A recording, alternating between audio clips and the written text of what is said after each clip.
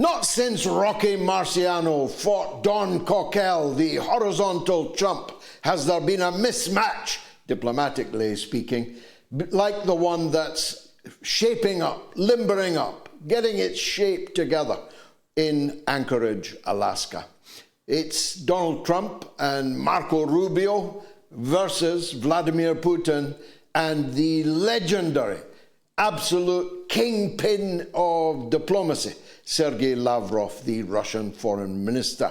If it were down to the negotiating skills, the diplomatic finesse of one side, it would be a no contest, just like Marciano versus Don Coquelle. But it's more complicated than that. The art of the deal is said to be Donald Trump's strongest suit. Well, we'll see about that. The current evidence of it is not so great for the great charmer. The dogs barking off at the heels of Donald Trump, of course, are intended to circumscribe the room for maneuver that he might have in any negotiations. So we'll soon see whether he's a man or a mouse. Is he cowed by Mark Rutte and Fred Merz and Macron and Keir Starmer?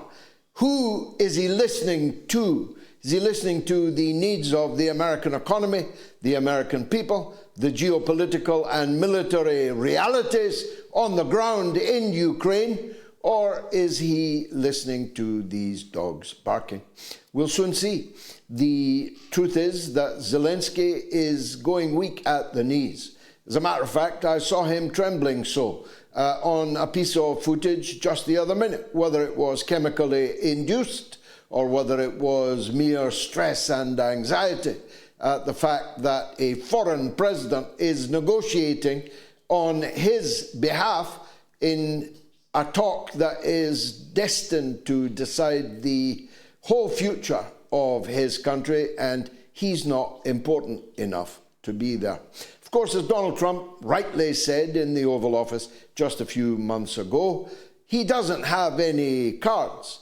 He's gambling with World War III, and he's a little dictator whose mandate has run out. So there's every justification for refusing to allow Zelensky a place at the iceberg that is the Alaska talks. But the call today with European Union leaders was sufficiently filled with portentous threats and defiance that Trump felt the need to again insult and threaten Russia. Now, I don't know Mr. Lavrov well. I don't know Mr. Putin well, though I have met both of them several times now. They never struck me as the type of people who need, first of all, to run off at the mouth at every student TV camera, or, for that matter, as people easily intimidated. Because the facts of the matter are clear enough. The Russian armed forces are advancing across the front at pace. 110 square miles of Ukraine has been taken by the advancing Russian forces just in the last 2 days. That's a lot of territory. And the encirclement of Pokrovsk looks almost certain to be completed, if not by Friday, then definitely by the weekend, meaning another hugely significant military defeat for the armed forces of Ukraine, who, despite fighting bravely for all this time, are now clearly in a state of disarray. Their morale is so poor that thousands are deserting and walking across to the Russian lines. The replacements are having to be seized with ever more extreme violence from the streets and prized from the arms of their mothers, wives, and sweethearts as they're bundled into a van, given a rifle, and sent to the front line where their life expectancy is sometimes measured in hours rather than days. The internal squabbling in the Ukrainian regime is reaching fever pitch. The Vogue magazine has already told us who the American choice for Zelensky's replacement is. And it seems overwhelmingly likely that whoever is making the phone calls to Donald Trump from now on, it will not be Volodymyr Zelensky.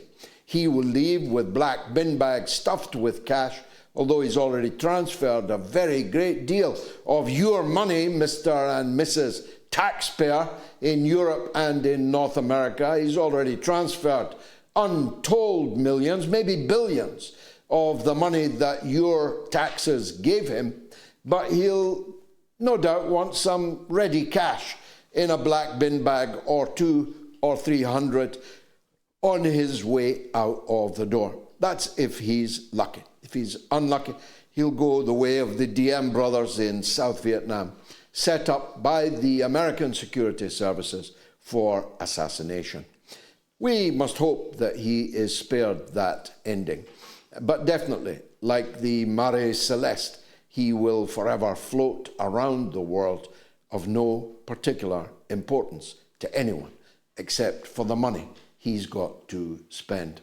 The European Union, which has bankrupted itself in support of Zelensky and which has committed itself to unending, eternal economic, financial subvention of whatever rump state emerges from these talks or from the outcome on the battlefield, is unable to pay the bills that it is writing checks for. A good example is the so-called doubling of the defense expenditure of every NATO country. Of course, that always looked a tall order. The struggle to get to half that number has caused untold social, political, and economic problems in all Western European countries. But it turns out they've got clever accountants. They are going to spend money on roads and bridges and railways in their own countries and count that as their 5% contribution to the NATO budget. Whether Trump will be happy about that, whether the American taxpayer, who already shoulders 80% of the burden of the expenditure of NATO, and yet seems to have very little control, at least of the rhetoric of NATO leaders, remains to be seen. That rhetoric is reaching fever pitch.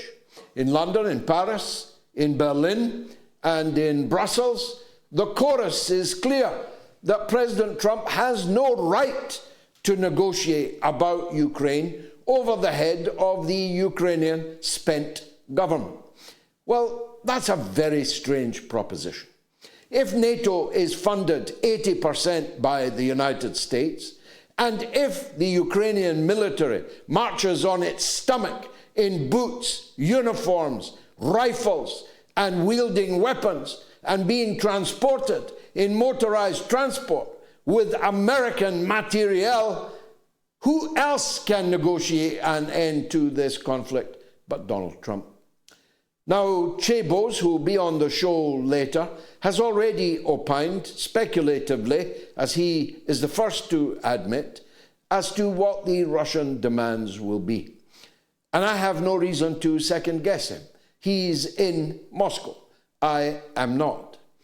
But I do say this, that for all the blood and treasure and diplomatic disruption and the threats still of the mass confiscation of hundreds of billions of dollars and euros worth of Russia's sovereign wealth being held by thieves who threaten to cash it in, I'm not sure that the gains delineated by Chebos would necessarily have been worth the blood and the bones of all the grenadiers that lay in the ground in Ukraine in order to obtain it.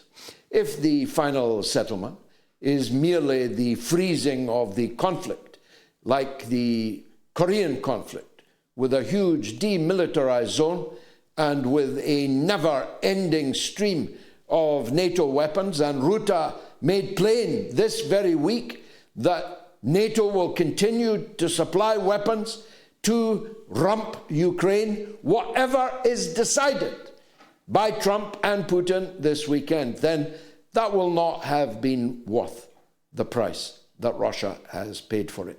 If Odessa, the jewel in the Russian crown of Russian civilization, remains in the hands of the Azov battalion, the Hitlerites and Banderites, the killers of Jews and Slavs and Poles in huge numbers, if that is the outcome, and if the outcome is the continuation of the marooning of the Russian populations in Transnistria, in Moldova, and along the coast, then I myself, if my son had been sacrificed in that war, I myself would not have regarded that as a price worth paying.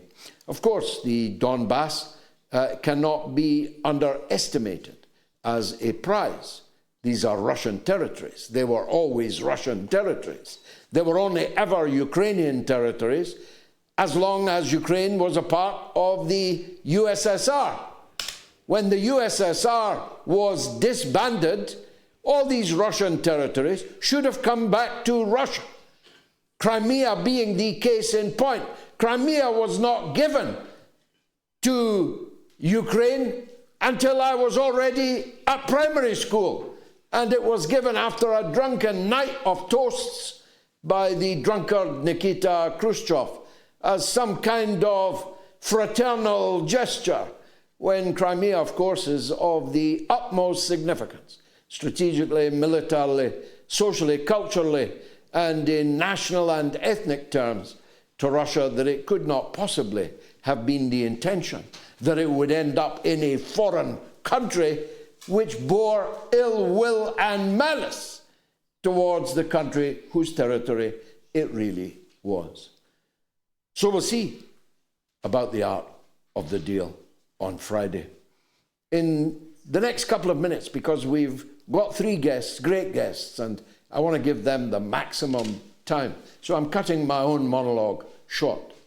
In this peculiar game of whack-a-mole, we may very well just see the end of the Ukraine war as a new war in the Levant begins, as a continuation of the previous war in West Asia, in Iran, in the Persian Gulf, begins again. Netanyahu gets full marks from me for honesty. He said in an interview yesterday he dreams of greater Israel, which might have come as a shock to the rulers in Egypt, in Jordan, in Saudi Arabia, in Iraq, which is where the borders of greater Israel lie, but probably didn't, because they've known it all along. They've just chosen to remain in denial. But the outcome of the Western-imposed diktat and ultimatum in the Lebanon may well prove the spark of all-out war in the Middle East. Peace in Ukraine, war in the Middle East. What an advance that would be.